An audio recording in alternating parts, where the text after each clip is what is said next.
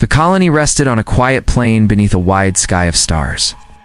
The people had worked hard to build their homes from stone and metal, far from earth and far from help. For many years, life was simple. They farmed, they built, they raised families. But now that peace was broken. Dark warships of human warlords hung in the skies above. The settlers had no fleet, no army, and no power to resist. Ethan stood at the edge of the small outpost, his hands shaking as he looked to the sky. He had grown up here, watching fields grow tall in the sun, but now he saw fire raining down from above. His friend Claire ran to him, her breath heavy, her eyes filled with fear. She asked what they would do, but Ethan had no answer. No walls could stand against the machines of the warlords. No rifle could strike against their iron ships. Inside the main hall, the settlers gathered. Women held children close. Men gripped tools as if they could serve as weapons. The leader of the colony begged them to stay calm. His voice trembled, but he still stood tall. He told them they would send a message, a call for rescue. Maybe somewhere out in the stars, someone would hear. The settlers knew the truth, that no one ever came this far. But in their fear, they clung to the hope of a miracle. A young boy carried the signal device to the front. The leader nodded, and the boy pressed the switch. A pulse of light raced into the endless sky, carrying words across the void. Ethan listened to the static from the radio as the message repeated again and again. The call was simple. They begged for help. They begged for rescue. The hall grew quiet after the signal was sent, as if every heart waited for an answer that would never come. The night grew long. Outside, the warlords circled their ships. They fired warning shots into the fields, burning crops and scattering livestock. They wanted the settlers to surrender. Claire sat beside Ethan near the door of the hall. She whispered that she wished she had seen more of life before this day. Ethan told her not to lose hope, though in his own heart he felt despair. He thought of the wide world he had never walked, the rivers and mountains he had never seen, and he feared he would die without ever leaving this plane. The colony's leader returned to the crowd. His face showed no comfort, only a hard truth. He said that even if no help came, they would not kneel. He said they had built this place with their own hands, and they would not give it away without a fight. His words brought a weak cheer, though the people still trembled. Children cried softly in the corners. Men sharpened blades that could not cut steel. Women tied bandages, though they had no soldiers to wrap them on. As the hours passed, silence filled the sky. No answer came. The signal kept repeating into the void. Ethan closed his eyes and tried to rest, but each sound of thunder outside woke him again. Claire leaned against him and whispered that maybe someone would hear, maybe someone stronger than the warlords. Ethan wished he could believe it, yet he nodded and told her yes. He promised her that someone would come. Far above, the message traveled beyond the colony, beyond the reach of the warlords. It moved across the dark between stars, a small voice crying out. It carried the fear of men, women, and children who wanted only to live. No one in the hall knew if the cry would reach another human ear. Still they sent it again, praying that someone out there would listen. They cried out for rescue, hoping the night would not be their last. The message reached Earth after long hours of silence in the colony. On Earth, men and women who had been hardened by a dangerous world listened to the signal. They were known as Deathworlders because their home was full of storms, wild lands, and endless struggle. Life on Earth had shaped them into people who did not break. They lived through harsh winters, burning summers, and battles with each other. No place was harder, and no people were stronger. Captain Jack sat in the command room of his ship. His jaw was firm, and his eyes sharp as the signal repeated again and again. Beside him stood Maria, a soldier with steady hands and clear focus. Daniel checked the maps of space, while Laura prepared the weapons. They listened to the plea for rescue, and none of them spoke until Jack stood. He told them they would not ignore it. No human cry would be left unanswered. His words filled the room with strength. Maria nodded. Daniel tightened his grip on the maps, and Laura's voice was steady as she promised the weapons would be ready. The ship prepared for flight. Engines roared as crew moved with speed. Every man and woman knew what waited for them beyond the stars. The warlords were brutal, armed with fire and steel, but Deathworlders had faced worse. They had buried their dead in frozen ground, fought in burning deserts, and lived when others would have fallen. They carried the memory of a world that did not forgive weakness. Now they carried it into the void. Jack stood before his crew. He told them they were not flying for riches, not for conquest, but for the lives of men, women, and children who had no shield against the storm. He said they would fight because they knew what it was to suffer. They would fight because no one else could. His voice was hard as stone, and no one doubted his will. Maria walked among the soldiers, checking each one. She made sure their armor was tight and their rifles charged. Daniel calculated the fastest route to the colony and kept his eyes on the stars. Laura oversaw the loading of heavy weapons and made sure no mistake was made. Each person carried the same thought. They would not arrive too late.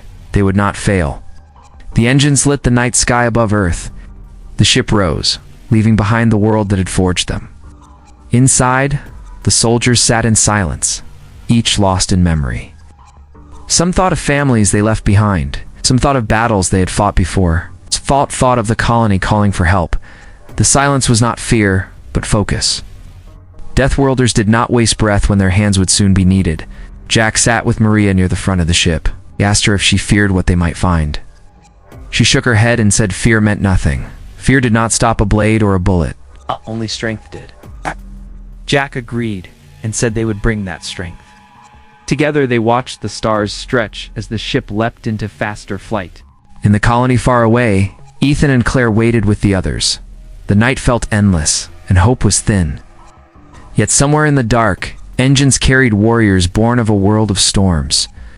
The settlers did not know it, but help was already on the way. The Deathworlders had heard their cry. They had risen, and they were coming. The colony woke to the sound of thunder from the skies. The warlords had returned, their ships burning through the clouds. The settlers rushed to the main hall, holding their children and clutching tools that could not stop an army. Ethan stood by the door with Claire, his heart heavy as he saw the ships descend. He believed this day would be their last. The ground shook as fire struck the fields. Houses fell in smoke and ash. The settlers screamed, but still stood their ground, refusing to run. The leader shouted for them to hold fast, though he knew no wall could shield them. Ethan held Claire's hand tight, telling her they would face it together. He tried to sound brave, though fear clawed at his chest. As the warlords advanced, the settlers braced for the end. Then the sky split with a roar unlike anything they had heard before. Great shapes cut through the clouds, engines blazing with fire. Ships of another kind swept down, faster and stronger than those of the warlords. The settlers cried out in shock. They did not know who had come, but they knew at once that these were not their enemies. From the new ships, fire poured against the warlords. Blasts of light struck steel and sent it crashing to the ground. The warlords who had marched proud only moments before now stumbled and scattered. The Deathworlders had arrived. Their weapons struck with precision, their ships cut through enemy lines, and their voices on the radio were calm and steady as stone. Captain Jack stood at the front of his command ship. His voice carried across the comms, sharp and clear. He told his soldiers to strike hard, to shield the settlers, and to give no ground. Maria led the first wave on the ground, her rifle steady as she cut down enemy fighters who tried to break through. Daniel directed fire from the skies, guiding the ships with flawless aim. Laura held the heavy guns and tore through enemy armor as if it were paper. The settlers watched in awe as men and women of Earth's hardest world fought like no one they had ever seen. They moved with speed, struck with strength, and never faltered. Ethan felt hope rise in his chest for the first time. Claire whispered that maybe they could live, maybe they could be saved. Ethan nodded, this time with true belief. Battle raged across the plain. The warlords fought with numbers, but the Deathworlders fought with skill and will. Every step the warlords gained was taken back with force. The settlers, seeing their rescuers stand unbroken, began to join in. They threw stones, swung hammers, and carried water for the fighters. Small acts of courage grew into strength as they fought beside their saviors. Jack moved through the lines, his rifle in hand, his command sharp. He told the settlers to hold close, to fight only when safe, and to trust his soldiers. Maria's squad pushed forward, driving the enemy back from the colony walls. Daniel's strikes from above shattered the enemy formation, and Laura's heavy guns crushed their advance. By nightfall, the plain was littered with fire and ruin. The warlords retreated into the dark, leaving behind their dead and broken machines. The settlers stood together, breathing hard, their faces lit by the glow of burning wrecks. They had survived the first clash. Ethan turned to Claire, his voice steady now.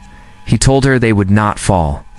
She smiled through her tears and said the Deathworlders had come, and they would stand with them. The colony was not safe yet, but hope had returned. The Deathworlders had shown their strength. The settlers knew now they were not alone. The fight was far from over, but the spirit of the colony had been reborn. The warlords returned with fury at sunrise. Smoke still hung over the fields from the battle of the night before, yet already the settlers were working with the Deathworlders to build defenses. Walls of stone and wood were raised, trenches were dug, and weapons were placed on the ridges.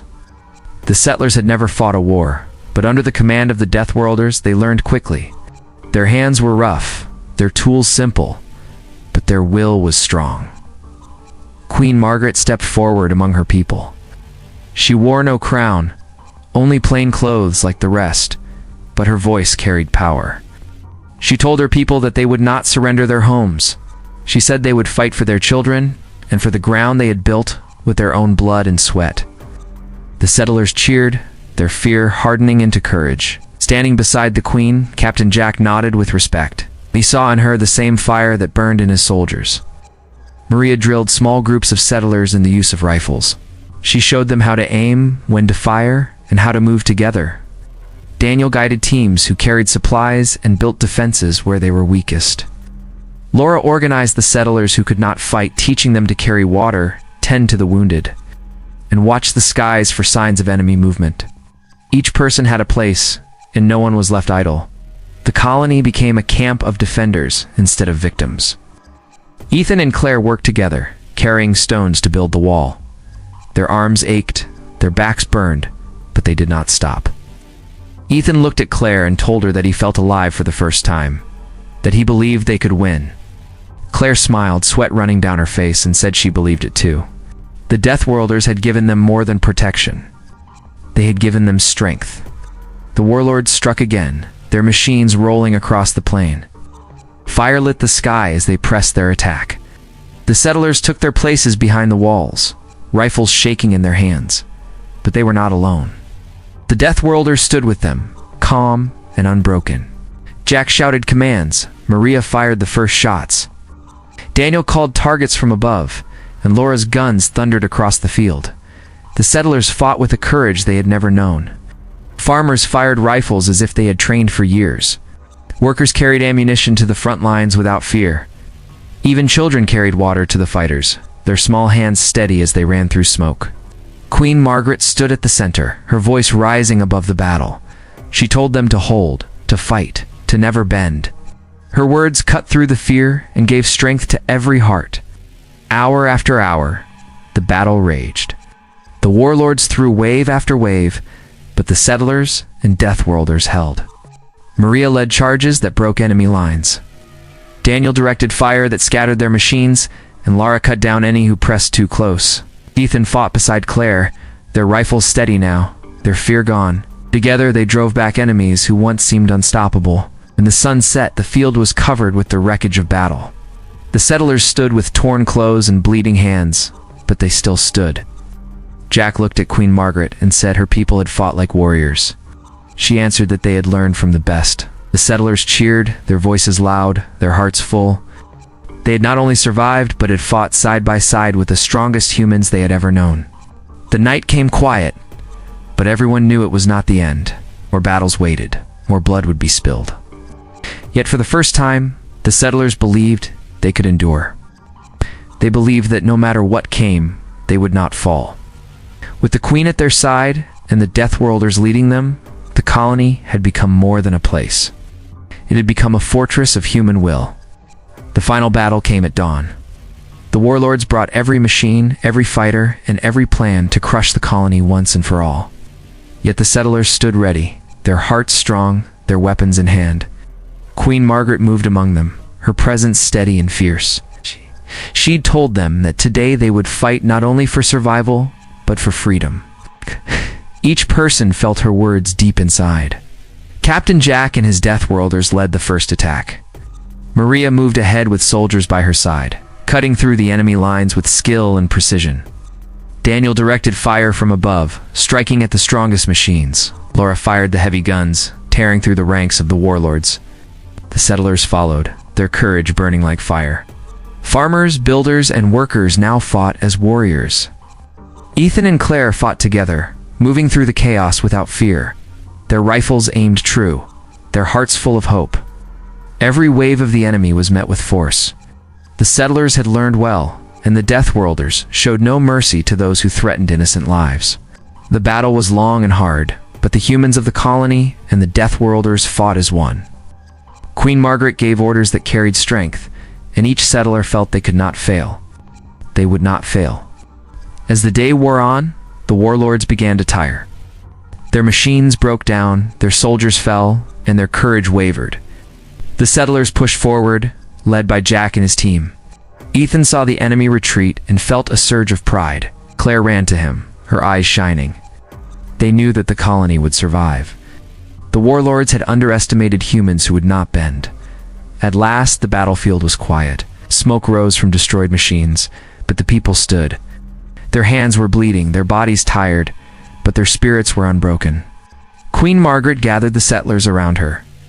She thanked the Deathworlders and told her people that they had witnessed true courage. Captain Jack bowed slightly, saying that humans never abandon those in need. His words were simple, but they carried the weight of promise. Wherever someone cried for help, they would come. Ethan looked around at the survivors. Families hugged, children laughed, and people wept for those they had lost. Claire held his hand, and they both knew that they had grown stronger. The Deathworlders had given them more than protection. They had given them belief in themselves. The colony would rebuild, stronger than before, and no one would forget who had stood with them in their darkest hours. Queen Margaret spoke again, promising that the colony would remain free and safe. She said they would remember the sacrifice of the Deathworlders and honor it in every life they lived. The settlers cheered, their voices carrying over the plain. The warlords were gone, and victory belonged to those who fought with heart and courage. As the sun set over the plains, the colony began its work. Homes were repaired, walls rebuilt, and fields replanted. The people worked together, inspired by the strength of humans who had come from a harsh world to save them. Ethan and Claire walked among them, helping wherever they could. They smiled at each other, knowing that life would continue, and it would be full of hope. The Deathworlders prepared to leave, their duty done. Jack looked back at the colony, proud of what they had achieved together. Maria, Daniel, and Laura stood beside him, knowing that their mission had changed lives. The settlers waved goodbye, grateful and full of respect. The bond between them was strong, and it would never be broken. The colony had survived, and humanity had shown its strength. They had cried out for rescue, and Deathworlders had appeared, proving that no cry for help would ever go unanswered.